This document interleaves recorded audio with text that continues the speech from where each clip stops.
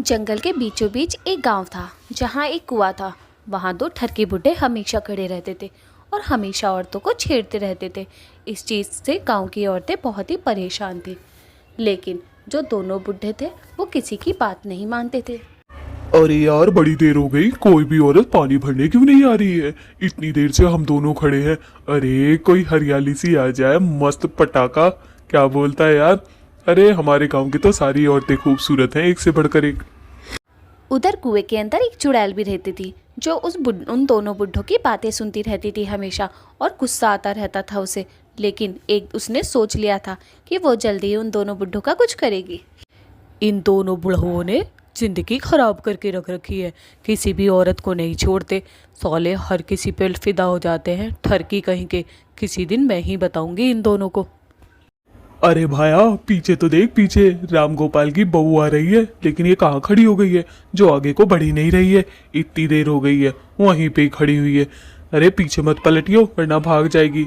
ऐसे कर जैसे हमने इन्हें देखा ही नहीं है कि... अरे भाई, हम दोनों के दोनों निठल्ले कहीं के इन औरतों को छेड़ते रहते हैं। किसी दिन किसी का पति आ गया तो हम क्या करेंगे? हम तो साफ साफ मुकर जाएंगे कि हम नहीं हैं, कोई और होगा। देख वो पास आई क्या, जल्दी। तभी वो औरत कुएं के पास आ जाती है। उन दोनों बुड्ढों की बकवास सुनकर वो वहीं रुक जाती है। भाई तुम कितनी खूबसूरत हो, और उस लोमड़ी जैसे पति के साथ क्यों रहती हो? हमारे साथ रहोगी तो ऐश करोगी। बोलो क्या बोलती हो? अरे भाई, इसकी शक्ल पे लिखा है हाँ बोल रही है। अरे चंपा कली, देख शरीर बूढ़ा है हमारा, सिर्फ पैसे हमारे अब भी जवानी है। तुझे तो पता ही है, यहाँ गांव का जमींदार हूँ मैं। अरे तुम दोनों बुढ़ाओं ने जीना हराम करके रखा है गांव की सारी औरतों का। अरे मर जाओ कहीं जाके, तुम्हें मौत नहीं आ रही है? डेट एक्सपायरी हो चुकी है, लेकिन मरने का नाम नहीं है। कमबख्त मारे निठल्ले कहीं के। अरे जाने मन गुस्सा क्यों होती हो? ऐसा भी क्या कह दिया हमने तुमसे? बन जाओ ना हमारी हूर, क्या ही प्रॉब्लम है तुम्हें? अरे साथ में घूमेंगे फिरेंगे, गाएंगे, ऐश करेंगे, और क्या चलती है क्या 9 से 12? अरे भाई सुन। दोनों के दोनों भुट्टे अपनी हरकतों से बाज नहीं आ रहे थे। इन्हें ये नहीं पता था पीछे चुड़ैल खड़ी हुई थी, इन दोनों की सारी बातें सुन रही थी। वो औरत तो इन दो बुड्ढों से बड़ी ही परेशान हो जाती है और वहाँ से चलने की बातें करती है। अरे जाने मन, सुन तो लो एक बात। वो बिना कुछ देखे वहाँ से चली जाती है। दोनों बुड्ढे खड़े रह जाते हैं, उन दोनों की बातों का जवाब नहीं देती। सारी औरतें इनसे बहुत परेशान थी, अपनी उम्र का लिहाज तक नहीं करते थे दोनों के दोनों। लेकिन पीछे चुड़ैल बहुत गुस्से में देखती है इन्हें। उधर वो औरत अपने घर पहुंच गई थी और अपने पति से शिकायत कर रही थी। उसका पति ऊपर से उन्हें ही डांटता है। अरे मैं तुम्हारी वजह से क्या उससे दुश्मनी मोड़ ले लूं? तुम्हें नहीं पता वो गांव का मुखिया है, मुखिया, और एक जमींदार है। मैं उन दोनों से पंगे नहीं ले सकता, वरना मैं गांव में रह नहीं पाऊंगा। जब तुम्हें पता था वो वहां है तो तुम दूसरे रास्ते से जा सकती थी ना। अरे कैसे पति हो तुम? शर्म आनी चाहिए तुम्हें। एक तो तुम्हारी पत्नी को कोई भी छेड़ देता है, ऊपर से तुम मुझे ऐसी ऐसी बातें बोल रहे हो। तुम मेरी रक्षा तक नहीं कर सकते।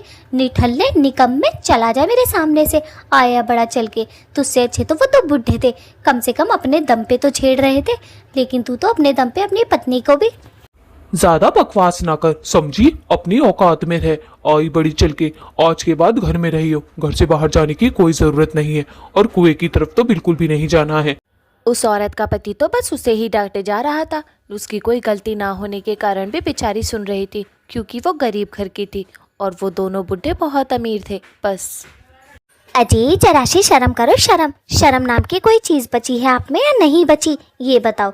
कोई भी अपनी पत्नी के बारे में इतना बुरा बुरा नहीं सुनता जितना बुरा तुम सुन लेते हो। हाँ, आए पड़े, आज तो मैंने तुम्हें बता दिया है, आज के बाद मैं कुछ नहीं बताऊंगी।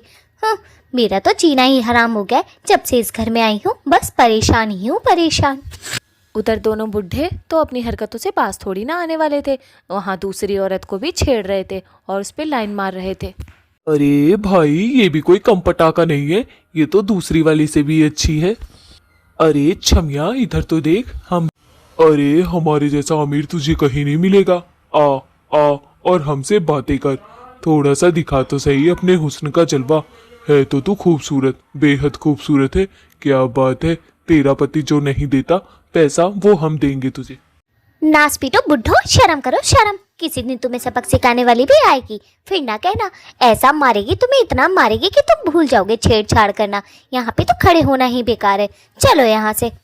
आए बड़े बुड्ढे। वो औरत बड़बड़ाती हुई अपने घर चली जाती है और अपने पति को सारी बातें बताती है। उसका पति बोलता है, अरे ये दोनों बुढ़े सटिया गए हैं, इन्हें जरा सी भी तमीज नहीं है, सिखानी तो पड़ेगी ही। अजी वो तो मैं चुपचाप आ गई, वरना तो मैं इनके मुंह मुंह पे चप्पल बजा देती। अगर जमींदार ना होता और ठेकेदार ना होता, ये अपने पैसों के दम पे कुछ भी कर लेते हैं इंसान। एक बात बता रही हूँ, अगली बार उन दोनों बुड्ढों ने मुझे छेड़ा ना तो कुछ मत कहना, मुझे मुंह पे चप्पल ही चप्पल बजाऊंगी। पटिया जैसी तो शक्ल है दोनों की, बुढ़ापे में सट्टिया गए हैं सट्टिया। उधर वो दोनों आदमी भी उन्हीं बुड्ढों की बातें कर रहे थे। अबे यार, इस जमींदार का और उसका बहुत ज्यादा हो रहा है, हर किसी की पत्नियों को छेड़ रहा है। आज तो मेरी पत्नी ने मुझे बड़ी खरी खोटी सुनाई। बता मैं क्या कर सकता हूँ। एक तो दोनों बुड्ढे इतने अमीर हैं कि गांव में रहना दुश्वार कर देंगे अगर इन बुड्ढों को कुछ भी कहा, ऊपर से हमारी पत्नियां। हाँ यार, इसमें हमारी पत्नियों की भी कोई गलती नहीं है, बेचारी काम तो करेंगी ही ना।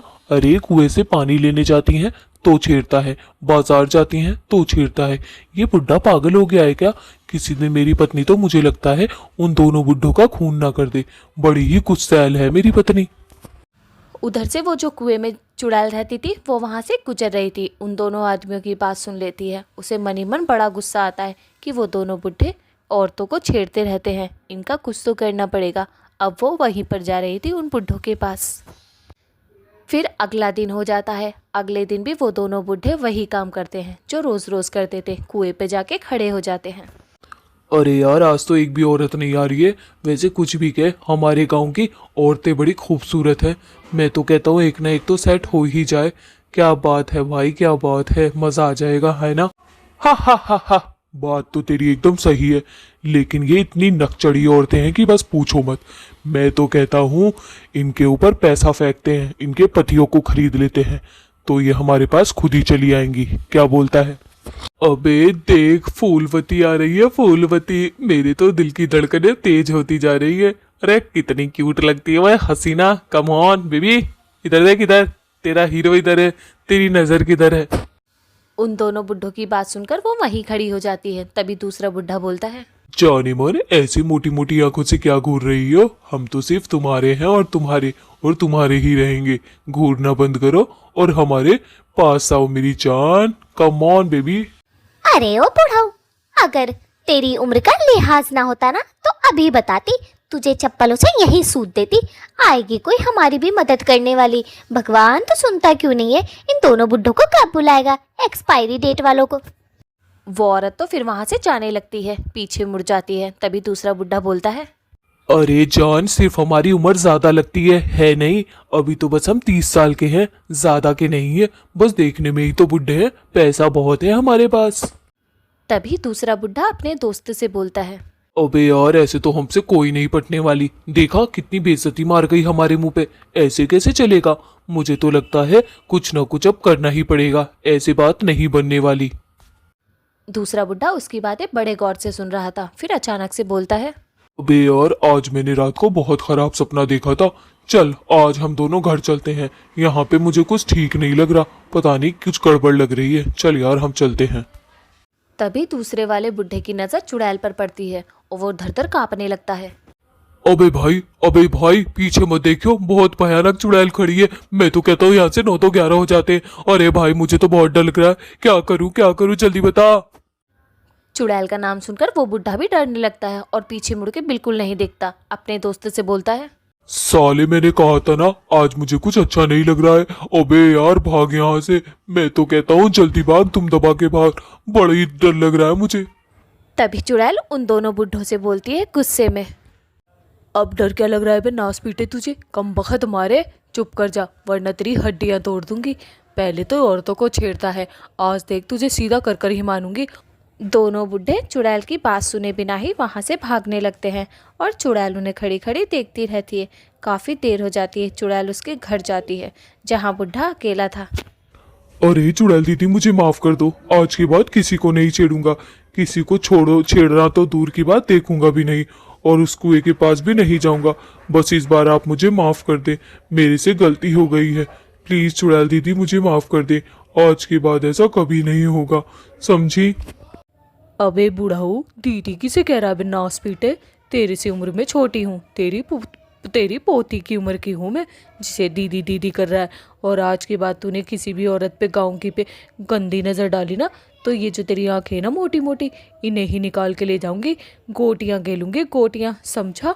बुढ़ापे में सट्टे आ गया। फिर चुड़ैल वहाँ से चली जाती है। चुड़ैल ने तो बुड्ढे को बहुत डांटा था और बुड्ढा भी काफ़ी डर चुका था।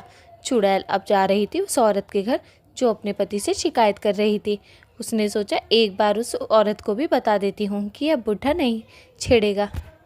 तभी चुड़ैल उस औरत के घर पहुँच जाती है। वो औरत उसे देख के थोड़ी घबरा जाती है। हाय मोरी मैया, इतनी भयानक औरत! अरे तुम कौन हो, भूतनी या चुड़ैल? अरे यहाँ से चली जाओ, मैंने तुम्हारा क्या बिगाड़ा है? मैं तो आज वैसे ही बहुत परेशान हूँ, तुम यहाँ से चली जाओ, तुम्हारे हाथ जोड़ती हूँ मैं।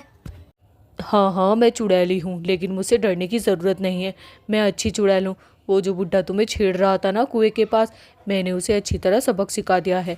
आज के बाद वो किसी भी औरत को नहीं छेड़ेगा। तुम आराम से पानी भरने जा सकती हो। और दोस्तों, आप लोग लाइक और सब्सक्राइब कर दें। मैंने उस बुड्ढे को अच्छा सबक सिखाया, कमेंट्स में बताएं।